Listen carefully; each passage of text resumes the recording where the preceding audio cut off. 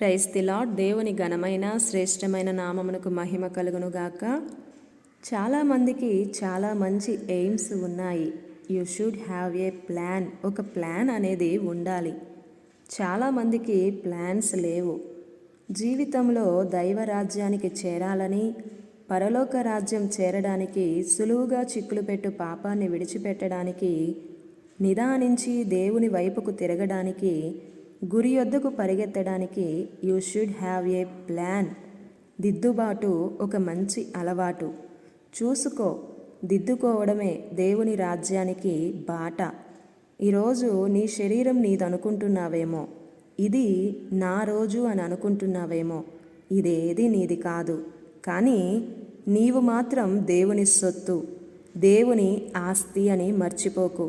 బైబిల్లో ఎక్కడ చూసినా భయం, భక్తి ఈ రెండు దేవునికి ఇష్టమైనవి.